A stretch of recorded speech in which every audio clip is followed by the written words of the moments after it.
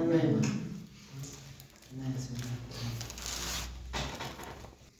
La fe que opera en la salvación es un regalo, según Efesios 2, 8 y 9. No es el resultado de un entendimiento convencido por razonamientos lógicos. Eso no sería fe. ¿Se entiende esta parte de la redacción? Esto es fundamental. La persona que tiene una experiencia con Cristo y tiene convicción de pecado y reconoce que necesita un Salvador, llega a ese punto no por el convencimiento del apologista o del evangelista. Es la obra del Espíritu Santo que lo llevó a ese punto, sí, por el trabajo del evangelista, o del apologista, o del hermano que dio un testimonio, o de una prédica que escuchó. O sea, eso fue el canal que Dios usó. Pero la convicción y la conversión la produce el Espíritu Santo. O sea, si arrancamos de ahí, ya entendemos que hay algo que nosotros no podemos pretender lograr, que es justamente la conversión, o el generar la convicción de pecado por el argumento que nosotros demos.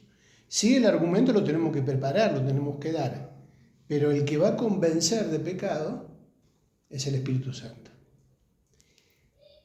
Por eso decíamos antes que no podemos descansar en el fideísmo o resolver todo con el tener que creer y vos creés. Sí, bueno, pero para creer, ¿se acuerdan del texto que leíamos de Pablo? Que la fe viene por el oír. ¿Y cómo van a oír si no hay alguien que les predique? O sea, es esa parte la que nos toca a nosotros. Y la parte de la convicción y conversión espiritual la produce el Espíritu Santo. ¿Qué pasa? Y acá engancho con la pregunta de Santiago. ¿Qué pasa cuando la persona entiende esa situación espiritual y le pide al Señor que entre en su corazón? Él quiere ser una nueva criatura, le pide al Señor que lo adopte como su hijo, y la oración suena hermosa, ¿no? A veces escuchamos oraciones de fe, que una persona dice: Señor, yo me entrego a ti. Bueno, todo lindo, lloramos todo, hay fiesta en el cielo, en la tierra, en todos lados. ¿Qué pasa con esa persona? ¿Qué tiene que suceder con la persona que en ese momento, por la obra del Espíritu Santo que entra en esa persona, tiene que suceder, tiene que producirse? Fruto. Para que sea una conversión genuina, tiene que haber fruto digno de arrepentimiento. Porque uno puede decir: sí, yo, Señor, me arrepiento. A ver, ¿qué oración hay que hacer? Vos haces esto, decirle al Señor: me arrepiento de mis pecados. Bueno, Señor, me arrepiento de mis pecados. ¿Qué más? Y parece como que el tipo quiere cumplir con la formalidad. Listo, ya soy salvo, tengo mi nombre escrito en el libro de la vida. Listo, ya estoy. Ay, cuando hacen ese tipo de oraciones, así como para cumplir. Pero al principio usted dijo distinto, que la persona tenía un deseo y hacía él la oración. Bueno, te estoy hablando cuando uno le quiere... Porque se pueden dar múltiples situaciones. Cuando es genuino, uno se da cuenta cuando es genuino, porque es como que hay algo que ya está listo, ya está preparado, lo preparó para ese momento. Y después también hay otras situaciones que es como para hacer un trámite. A veces se predica el Evangelio de esa manera: vos repetís esta oración, o vos entregás tu vida al Señor haciendo esto, confesá con tu boca que Jesús es el Señor, y porque con la boca se confiesa para salvación. Entonces tengo que hacer la oración en voz alta. Bueno, ¿qué tengo que decir? Bueno, pero ¿hay un arrepentimiento genuino en tu vida? ¿Te das cuenta de lo que significa esto? Ahora, ¿cómo nos damos cuenta que fue genuino? Porque el Espíritu Santo que entró en la vida de una persona va a provocar fruto que va a hacer que esa persona permanezca se afirme en la fe, quiera afirmarse en la fe, quiera modificar su conducta, sus pensamientos, su estilo de vida. Tiene que ver donde cae la semilla. Claro. Entonces, ¿qué va a suceder si es genuino? Esa persona va a querer más. No va a querer faltar a las reuniones. Va a desear estar en comunión. No se va a querer perder nada. Va a querer hacer el discipulado, va a querer hacer todo. Porque quiere conocer, tiene hambre. Claro, por eso cuando hay una experiencia genuina de entrega al Señor, y bueno, pasa eso, tiene que pasar eso. En cambio, cuando no es así, tenés que traerlo a la rastra para que venga a una reunión, o tenés que estar siempre encima, siempre insistiendo, y cuando lográ que venga, vos lo ves que no ve la hora de que termine, está mirando el reloj, a ver cuándo se va. O sea, ahí hay otro espíritu, no está el Espíritu Santo provocando esa necesidad de ese hambre de Dios, ¿no? Y esto pasa con personas que pueden estar años en la iglesia. Eso es lo que te iba a decir. No es solamente el primero que se invita o el que viene. No, puede suceder con personas que se van enfriando, se van achanchando, se acostumbraron a una vida religiosa y bueno, es como que no pasó más nada. ¿Eso qué sería parte de la apostasía? Y bueno, eso tiene que ver con esa señal de los últimos tiempos que va haciendo que las personas se vayan enfriando, no dejan de estar en las reuniones, no dejan de venir, pero es como que ya van abandonando, van teniendo una doble vida, van coqueteando con las cosas del mundo, de a poquito se van deslizando. Pero vienen a la iglesia y hasta pueden tener un ministerio, pero se nota cuando no hay respaldo de Dios, se nota. Pero ahí tienen el sello del Espíritu Santo. Bueno, por eso decíamos, cuando está el Espíritu Santo en algún momento va a provocar algo. Si se le da lugar al Espíritu Santo, si no lo contristamos, lo entristecemos, lo apagamos, es lo que en los mensajes Apocalipsis, en Efesio, en la iglesia de Éfeso, ¿qué es lo que se destaca? ¿Qué perdió la iglesia de Éfeso? El primer amor. Se enfrió, se apagó. Es un riesgo. Ahora, ¿por qué esta parte? Porque estamos en el punto de la última frase que dice, y después que esto sucede, vamos a retomar. Pero como decíamos, la apologética puede ser una herramienta que ayude a clarificar el mensaje que el Espíritu Santo utiliza para la conversión. Apología externa, cuando apuntamos a la evangelización. Y después que esto sucede, o sea, después que la persona se entregó a Cristo y que decimos que tiene que producir fruto, el Espíritu Santo sigue trabajando, ese Espíritu Santo que trabajó en la convicción de pecado y en el arrepentimiento, sigue trabajando, confirmando esa fe a través del ministerio de enseñanza de la iglesia, o sea, apología interna. Crear defensas, generar anticuerpos, la leche espiritual. La leche espiritual, ¿para qué sirve? La leche natural, ¿para qué sirve en el bebé? ¿Para qué creen? Y también la misma leche genera las defensas, los anticuerpos, la fortaleza para que el bebé pueda resistir, empezar a resistir todo lo que anda dando vuelta en el aire. En el nuevo nacimiento espiritual, justamente el crecimiento se da a través de la palabra de Dios. La palabra de Dios es la que provoca en nosotros esa defensa espiritual que nos va a permitir resistir los ataques del enemigo. Para que ya no seamos niños fluctuantes, llevados de todo, por doquiera de todo viento de doctrina, por estratagema de hombres que para engañar emplean con astucia las artimañas del error, sino que siguiendo la verdad en amor, crezcamos en todo en aquel que es la cabeza, esto es Cristo. Efesios 4, 14 y 15. O sea que para que ya no seamos niños fluctuantes, no seamos inmaduros, cambiantes, cualquier cosita nos lleva de las narices. Nos dejamos influenciar por cualquiera que aparece o por cualquier cosa que escuchamos, como si fuera una gran verdad revelada y resulta que es, ¿qué cosa? Llevados por doquiera de todo viento de doctrina, por estratagema de hombres que para engañar, ¿cuál es el propósito? Engañar. Emplean con astucia las artimañas del error. O sea, para defendernos de eso, ¿qué necesitamos? Conocer la verdad. Sino que siguiendo la verdad en amor, crezcamos en todo en aquel que es la cabeza, esto es Cristo. Por eso a mí me cuesta creer y tengo muchas dudas de aquellas personas que pueden esgrimir o mostrar antecedentes cristianos o contar hazañas espirituales o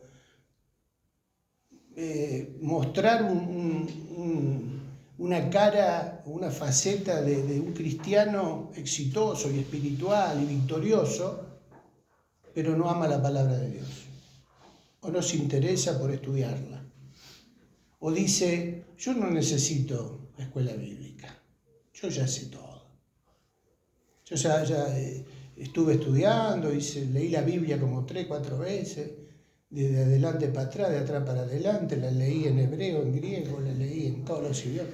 Bueno, pero está ahí, allá arriba. Pero parece un intocable. Son los primeros que caen como víctimas de los engaños. Van atrás de cualquier doctrina nueva. Y eso es un poco, la soberbia hace caer, porque Dios exalta al humilde y hace...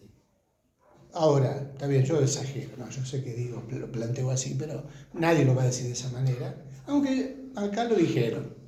No, yo ya no, con lo que yo ya aprendí me alcanza, no quiero más, no quiero estudiar más. Me da miedo esa gente, porque uno después con el tiempo los ve deslizándose, y terminan en la iglesia, autoengaño en la iglesia, pero lejos del Señor. El que se cree algo no siendo nada, sí mismo siempre. Cuando justamente en la palabra de Dios encontramos todo lo contrario, o sea, toda la enseñanza opuesta a esa postura, ¿no? El humillarse. Por eso el pasaje ese que dice que Cristo firme, tenga cuidado de no caer. Mire que no caiga, claro. Por eso es la necesidad de la apologética interna, o sea, de aprender a defendernos, primero entre nosotros, ayudándonos a afirmarnos en la fe, a aprender, a estudiar, a afirmarnos para poder presentar defensa cuando venga algo de afuera a querer invadir con esto, estratagemas de hombres que para engañar utilizan con astucia las artimañas del error. Es lo que está pasando en la iglesia de hoy. En general, no acá solamente. En el mundo están naciendo doctrinas y modas que no tienen sustento bíblico. O sea, no tienen sustento en la palabra. Pueden tomar cosas aisladas de la palabra para elaborar ciertas doctrinas, y uno dice, ¿ve? Tiene sustento. Pero picotearon por acá, por allá, armaron 2 o 3 puntos en un bosquejo, y allá vamos. Vamos a aprovecharnos justamente de la inocencia de la gente o de la pereza de la gente que no se preocupa por estudiar por sí misma la palabra de Dios, y son fáciles de engañar, y le vendemos cursos, le vendemos conferencias, le ofrecemos campañas, le brindamos toda una cosa para que consuman eso. Y Pablo dice, cuidado, que no hagan mercadería de vosotros. Vienen para eso, utilizan las estratagemas del error para eso, para hacer mercadería, o sea, para hacer negocio con la fe. Bueno, esto ha pasado siempre, me van a decir. Siempre hubo gente que se quería aprovechar de la ingenuidad o de la buena fe de las personas. ¿Cómo podemos darnos cuenta? Afirmándonos en la verdad, conociendo la verdad, dice Pablo, ¿no? Conocer al Señor. Punto C. ¿Quién va a leer el punto C? La dinámica de la apologética nos obliga a estar siempre preparados. Y el texto lema de 1 Pedro, ¿no? 3:15. Punto C. La apologética tradicional se enfoca en dar respuesta sobre la existencia de Dios, el origen del universo, la veracidad del texto bíblico, el origen del mal, la resurrección de Jesús, etc. Pero también la Biblia tiene respuestas a temas relacionados con la política, la educación, la salud, la familia, la economía, la ecología, la ideología de género. Por lo tanto, los que son llamados a ministrar la palabra de Dios en el área del evangelismo, la enseñanza, la consejería, deben conocer lo que la palabra de Dios dice al respecto. La apologética tradicional. Cuando hablamos de apologética tradicional, nos referimos a la materia de apologética que se enfoca, que se dedica a dar respuestas a los grandes interrogantes universales. ¿De dónde venimos? ¿Quién creó el universo? ¿Existe Dios? Y si existe, ¿por qué existe el mal? Gran problema. Porque si Dios es bueno, ¿por qué existe el mal? ¿Nunca se encontraron con ese tipo de preguntas? Cada vez más, ¿no? Ustedes dicen que la Biblia es la palabra de Dios. ¿Por qué? ¿Los otros libros sagrados no sirven? El Corán, no sé, la Torá, los libros hinduistas. ¿Por qué ustedes dicen que la Biblia es la palabra de Dios? ¿Es confiable? ¿Es veraz? Bueno, ¿qué otro? El origen del mal. La resurrección de Jesús. ¿Cómo me puede demostrar que Jesús resucitó? Y no fue una mentira, un engaño de los judíos para que la gente no creyera, o para que ellos no perdieran su poder religioso. ¿Hay evidencia científica? Y así, puede haber un montón de preguntas así generales, ¿no? Bueno, ahí tenemos la existencia de Dios, el origen del universo, la veracidad del texto bíblico, el origen del mal, la resurrección de Jesús. O sea, puede haber muchos planteos o interrogantes, y la apologética tradicional se dedica a eso, ¿no? El creacionismo, la evolución. También acá uno podría agregar la bioética, es otro tema interesante para estudiarlo a otro nivel, ¿no? La bioética se enfoca justamente en la vida, en la salud, en ciertas cuestiones que tienen que ver con la existencia humana. ¿Está bien donar órganos? ¿Está bien cambiarse de género? ¿De género que puedo cambiar yo? De la remera. ¿Donar órganos? El aborto, el problema del aborto, la eutanasia. ¿No es válida la eutanasia? Algunos la plantean a la eutanasia como una acción misericordiosa. Pare de ser horrible, que ya pare de... No sé, ¿se dan cuenta qué amplio que es? O sea que la apologética también tiene, la apologética cristiana y bíblica, tiene respuestas para este tipo de cosas. Entonces estamos... por lo tanto, los que son llamados a ministrar la palabra de Dios en el área del evangelismo, la enseñanza, la consejería, deben conocer lo que la palabra de Dios dice al respecto de cualquier tema que se nos solicite. Y si no estamos seguros de algo, más vale decir, bueno, espera que averiguo, o derivar a alguien que sí sabe para no meter la pata. Bueno, no es un término muy académico, pero se entiende. ¿Por qué? Porque corremos ese riesgo. Seguimos con el punto D. Ezequiel, no leíste todavía en todo lo que va de la... Perdón, la fe. La apologética bíblica no se deja llevar por las reglas del juego del mundo. Jeremías 15:19. Aprendemos de lo que Dios le dijo a Jeremías, que no debemos convertirnos a ellos. Ellos tienen que convertirse en nosotros. No se trata de conceder para que nos concedan ni de caer bien para ganar la simpatía de la audiencia. Si lo que el mundo llama bueno para Dios es algo malo, hay que decidirlo. Y si es algo malo para el mundo, pero bueno para Dios, también hay que sostenerlo y demostrarlo a la luz de la palabra. Es probable que muchos se esfuercen contra nosotros. Se enfurezcan. Perdón.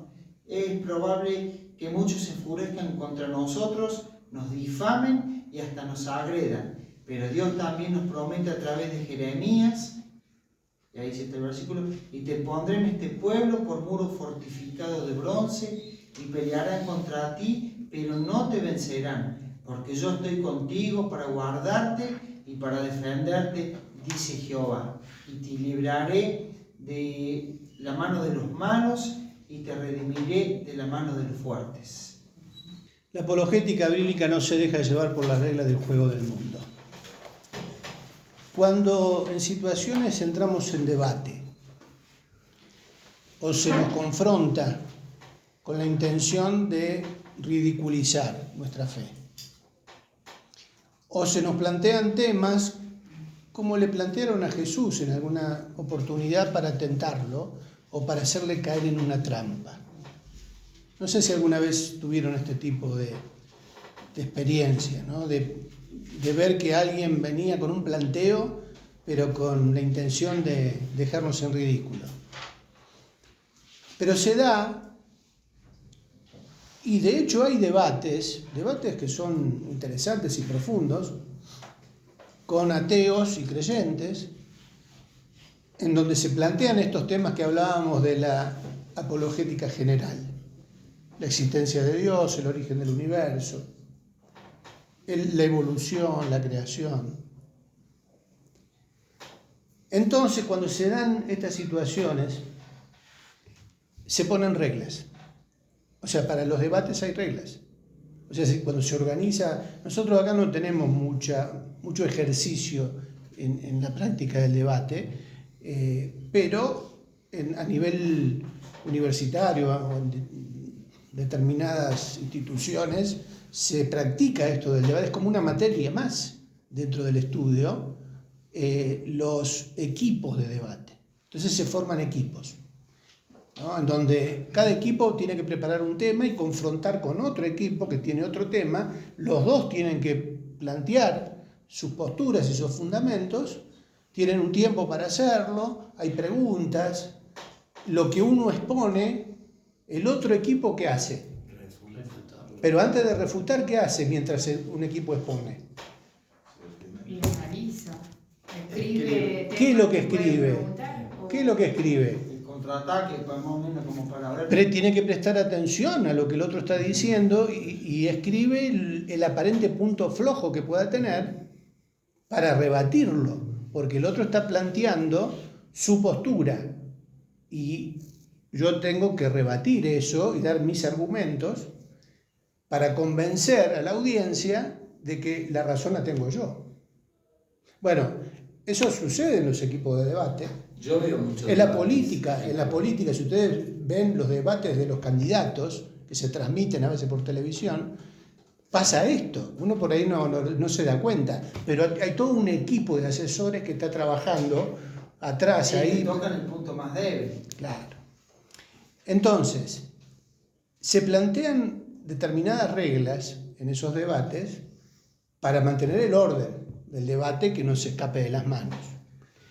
Pero a veces ponen condiciones no hay que hablar de esto, o no podés mencionar esta palabra, o no podés hablar de Dios usando la palabra Dios, por ejemplo, o no podés, no sé, tocar el tema o ofender a los que se identifican con la ideología de género. O sea, tenés que tratar el tema teniendo cuidado de que no caiga mal alguna palabra, algún concepto que ofenda, que pueda ofender a alguien. O sea, ¿se dan cuenta? ¿Por qué? Porque ya se sabe, ya los que organizan ese tipo de debates ya saben cuál es la postura que tiene alguien, en este caso un cristiano, sobre determinadas cuestiones o temas. Entonces es como que ponen un freno, una condición para frenar y que no exponga su verdad o la verdad de Dios. ¿Nos tenemos que prestar a ese tipo de condiciones? No. Bueno, justamente en la Biblia, como en el caso de Jeremías, tenemos ejemplos de siervos de Dios, de profetas, que no se sometían a las reglas del mundo, sino que ellos planteaban las cosas tal cual eran y sin ocultar nada. Decían la verdad de Dios. Es como que si vos acatás, digamos, Claro, decir, no, de este tema no se toque, y vos sabés que es la verdad en ese tema, ¿cómo no lo tocas? Estás siendo cómplice con ellos. Claro. Así como ellos. Claro. Entonces, en algunos debates que se pueden ver por YouTube, uno puede admirar la habilidad que tienen apologistas cristianos para estar en el debate, decir la verdad, pero con una altura, con un nivel que terminan exaltando a Dios y no se prestan al juego o a las condiciones. O quizás respetan la condición, pero le buscan la vuelta para decir la verdad igual, para que el mensaje no termine siendo desconocido. Porque lo que uno quiere es que se conozca. Como Pablo, que se hacía Bueno, el similar, caso, parecido al otro. claro, entonces, ¿qué hizo Pablo en Atenas? ¿Dijo la verdad de Dios o no? Sí, sí. Pero ¿cómo comenzó? Se metió en un bolsillo de la audiencia, captó la atención. Dice, en todo observo que ustedes son muy religiosos. Exaltó. ¿No? O sea, él usó con mucha habilidad una idea para demostrarles después que hay un solo Dios. Bueno, podemos analizar muchos casos, el mismo lo de Jeremías. A veces se da que justamente, si no tomamos en cuenta esto y caemos en la trampa que nos tienden, decimos, no, tenemos que ser prudentes, no tenemos que ser de tropiezo, y empezamos a usar argumentos bíblicos. Tenemos que ganar la confianza, tenemos que caer simpáticos. Ay, cuando dicen eso.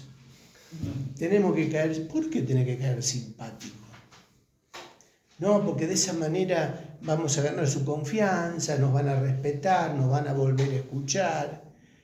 Podemos hacer algún chiste, así como para meternos la audiencia en el bolsillo. Y claro, hay armas, hay recursos para congraciarse con el auditorio. Ajá, ya está, ya los tenemos. Pero resulta que no dijimos lo que teníamos que decir. Sí ganamos la simpatía, por ahí nos vuelven a invitar para hablar de otro tema. Pero ¿dijimos la verdad de Dios o le caímos simpático al auditorio? Estamos hablando de un debate ficticio o de situaciones pero que se pueden dar en la práctica. Pero esto mismo pasa en las relaciones personales. En la familia, ¿no pasa? Por no querer pelearse con alguien de la familia, por no querer tener problemas de una discusión. No decimos, no hablemos ni de religión, ni de política, ni de fútbol. Ya ponemos condiciones, ¿no? O nos ponen condiciones cuando vamos a una reunión familiar, cuando la familia no es completa, está dividida, ¿no? Grupo de familia. Claro, porque en la familia hay personas que no han creído o que tienen otra creencia.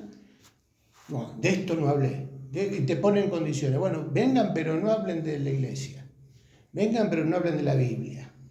O de política. Porque resulta que hay en la familia militantes K, militante de la Libertad Avanza, militante de esto, bueno, de política, no hablemos. O sea, por eso decimos en el título, ¿no? No se deja llevar por las reglas de juego. Bueno, este ejemplo también sirve Para un debate.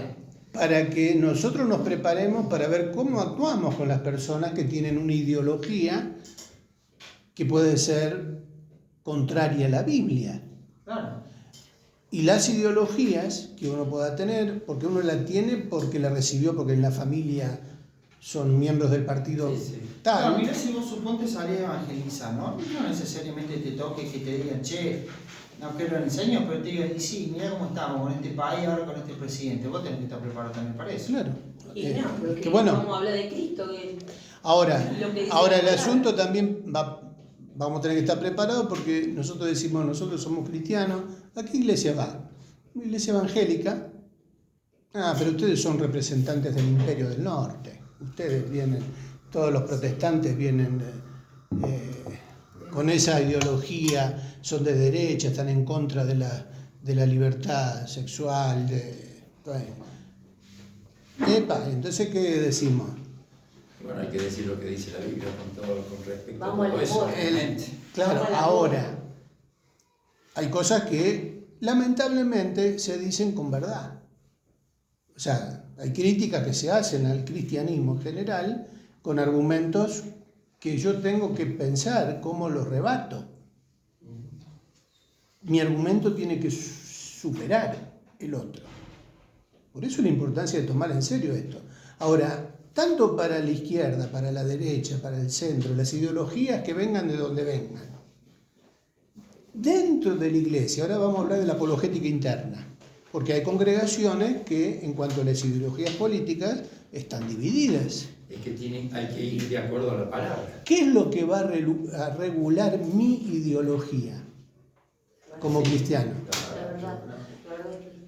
Si alguna ideología del mundo no está en coherencia con el mensaje de la palabra de Dios o con lo que Dios piensa, sea cual sea la ideología, yo la tengo que rebatir con los argumentos de la palabra. A mí lo que me regula la ideología o por quién tengo que votar es lo que enseña la palabra. Entonces, por eso, como decía Tito el domingo, un cristiano que se deja regular, que se deja guiar por los principios escriturales, ¿puede votar a alguien que alienta el aborto o la ideología de género o lo que sea que esté en contra de la voluntad de Dios? No, ya eso me regula el voto. No me regula mi voto lo que me pueda ofrecer una ideología política. Lo que va a regular mi voto es lo que Dios dice que está bien. Y si vos me ofreces algo que no está bien, por más que sea mi hermano, mi primo, mi amigo, mi hermano, lo que sea. Pero eso en todas las áreas. Por eso. Todas las áreas de nuestra vida, no solamente la... Terminamos leyendo Jeremías. Decíamos Jeremías 15, 20, pero 20 y 21. Pero vamos a leer desde el 19. ¿Jeremías cuánto? 15, 19. 15, 19, el 21. Leímos el 20 y 21 recién. Vamos a leer desde el 19. Por tanto, así dijo Jehová, si te convirtieres, yo te restauraré y delante de mí estarás, y si entresacares lo precioso de lo vil, serás como mi boca. Conviértanse en ellos a ti y tú no te conviertas a ellos. Y te pondré en este pueblo por muro fortificado de bronce y pelearán contra ti, pero no te vencerán. Porque yo estoy contigo para guardarte y para defenderte, dice Jehová. Y te libraré de la mano de los malos y te redimiré de la mano de los fuertes. Por tanto, así dijo Jehová, una condición. ¿Cuál es la primera? Si te convirtieres, Serás como... o sea, se lo está diciendo a Jeremías como un profeta que él iba a usar en medio de su pueblo, pero le pide a Jeremías que se convierta a Dios. O sea, ¿qué es convertirse? Cambiar, primero nosotros tenemos que cambiar nuestros parámetros, nuestras ideologías para someterlas a la voluntad de Dios y seguir la voluntad de Dios, no lo que a mí me parece, no mi tradición familiar o mi postura ideológica que tengo del mundo. No, tengo que cambiar eso, convertirme yo primero a Dios. ¿Qué va a hacer Dios cuando nosotros nos acercamos a Él, nos convertimos a Él? Él nos acomoda la cabeza, nos acomoda la vida, nos restaura, nos sana de las cosas que traemos del mundo o que del mundo nos contaminó. ¿Y cómo es esto? Si entre sacar lo precioso de lo vil. Claro. Yo tengo que seleccionar y dejar que permanezca en mí lo que viene de Dios. Y lo que no es de Dios lo filtro, lo desecho. Eso significa entresacar lo precioso de lo vil. En mi mente y en mi corazón yo tengo que tomar lo que viene de Dios. No puedo evitar que las cosas del mundo dejen de bombardearme. Siempre va a pasar, como esa ilustración de que no podemos evitar que las águilas vuelen sobre nuestras cabezas. Pero sí que podemos evitar que hagan nido en nuestra cabeza. Para eso necesitamos conocer la palabra. Claro, pero entonces yo digo, salí de acá. Vos acá, imaginá un nido en la cabeza de Santiago. Diga que tengo mucho pelo. Todavía tengo el pelo para hacer nido. O sea, Preguntaría el doble, ¿no? Dios le dice esto a Jeremías.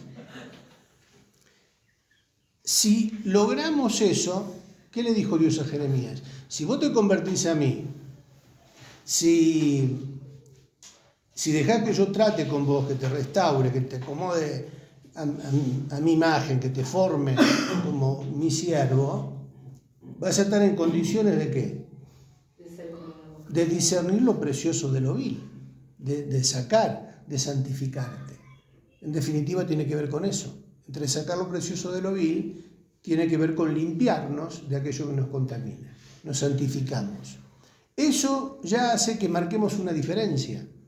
Aunque todavía no abramos la boca para decir nada, una vida que se santifica, que se aparta de las cosas malas, ya para el resto somos bichos raros, ¿o no? ¿Por qué no estás con nosotros? ¿Por qué no hablas de estos temas con nosotros? ¿Por qué no te reís con nosotros? ¿Por qué no venís de fiesta con nosotros? Bueno, yo lo digo por experiencia, ¿no? Porque fue lo que me pasó a mí. Y claro, el mismo mundo nos aparta.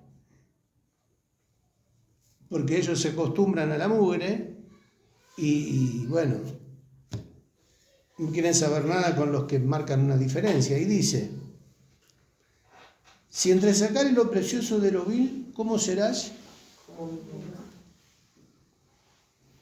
O sea que aquel que marca una diferencia porque lleva una vida que quiere hacer la voluntad de Dios, ¿qué va a hablar? De las cosas de las cosas de Dios. O sea, va a hablar aquello que aprende por escuchar a alguien que está cercano, al que se acerca. Por eso nosotros también podemos distinguir la genuinidad de una conversión con el tiempo, por los frutos, por el fruto de una persona que está cerca de Dios o que está cerca del diablo. ¿Se acuerdan el pasaje de Juan 8? Jesús, ¿qué le decía a los judíos? Ustedes hablan las cosas que oyen cerca de vuestro Padre. No hablan, hacen las cosas que escuchan cerca de vuestro Padre. ¿Cuál era la cercanía? ¿De quién estaban cerca? Del diablo. Soy de vuestro padre el diablo. Yo hablo las cosas que oigo cerca de mi Padre, porque su cercanía es con el Padre. El caso de Jeremías tiene que ver con esto también. Si te convirtieres, yo te restauraré y delante de mí estarás. Eso nos lleva a santificarnos, a marcar una diferencia y que cuando abra su boca, lo que salga de su boca es como si Dios hablara. ¿No es un desafío para nosotros? Cuando nosotros hablamos, es como si Dios hablara. Oh. Y cuando uno dice, por ejemplo, así en una conversación de personas, la Biblia dice tal cosa, la gente presta atención. Claro, porque es la palabra de Dios. Ahora, justamente, nosotros hablamos la palabra de Dios y cuando la hablamos con autoridad, porque ahí está el otro desafío. Por estudiar apologética no vamos a hacer la diferencia. Podemos aprender argumentos, conocimientos, técnicas, pero ¿qué es lo que va a terminar respaldando el mensaje que damos? La vida nuestra, si ellos ven que tenemos una vida real. Lo de Jeremías, lo que Dios le dijo a Jeremías. Entonces me van a decir, Triqui, ¿para qué vinimos toda esta clase a hacer apologética? Hubiéramos hecho discipulado básico y ya está. Pero no, tiene que ver con nuestro testimonio de vida. Y que avale, si no. Porque claro, el tema es ese, marcar una diferencia, no por el conocimiento, por el nivel intelectual de mi argumento, sino porque mi vida habla de la verdad de Dios, de que Dios existe, de que una persona que cree en Dios es distinta. Y no me ven hacer después otra cosa. Eso Y es tengo que fundamental. mantener la coherencia del testimonio. Entonces, cuando un cristiano habla, ¿no les pasó alguna vez que le dijeron, a ver, ¿y ustedes qué piensan de esto? O a ver los cristianos, ¿ustedes qué creen? ¿Cómo entienden esto que está pasando? O sea, la misma gente busca El consejo. la referencia. ¿Quién es un referente para que diga algo? Porque sabe que creemos en eso o porque practicamos eso. Es un desafío más que nada para nosotros, primero buscar la comunión con Dios, la santidad. Después el argumento va a salir solo. No quiere decir eso que tengo que caer en el fideísmo, como decíamos, ¿no? Porque Jeremías hablaba con argumento. Tenía que enfrentarse y debatir con los consejeros reales en el ámbito del reinado ahí. ¿Y el consejo de Jeremías era parecido o igual al de los otros? No, todo lo contrario era. Por eso vive en el pozo. Yo me traía. Y conviértanse ellos a ti y tú no te conviertas a ellos. Acá es donde entra lo del título, ¿no? No se deja llevar por las reglas de juego de otros. No se adapta a lo que dice la mayoría. No se deja llevar por las reglas que impone el mundo. Nosotros no tenemos que dejarnos llevar por eso ni convertirnos a la forma del mundo. Ellos se tienen que convertir a lo que nosotros creemos, no nosotros a lo que ellos creen. Conviértanse ellos a ti y tú no te conviertas a ellos. ¿Seguimos la semana que viene? Señor Jesús, damos gracias, Señor, por este tiempo. Gracias, Señor, por instruirnos, por alentarnos, Señor, a ir adelante con tu verdad y defender, Señor, en lo que creemos, en lo que tú has dejado en la palabra. Danos el valor, Señor, de poder llevar tu palabra a todos lados con tu verdad, Señor. Ayúdanos a estudiarla con diligencia, Señor, y poder tener la autoridad que viene de lo alto, Señor, para llevar de lo tuyo a toda criatura, Señor. Gracias por este tiempo, bendice a cada hermano, Señor, bendice al maestro y bendice el regreso a casa, Señor, y danos tiempo también de estudio y de reflexión en ti, Señor. Háblanos con tu Espíritu Santo, Señor, para que todo esto forme parte de nuestra vida en espíritu y en verdad, Señor.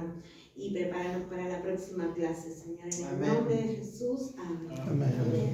Amén.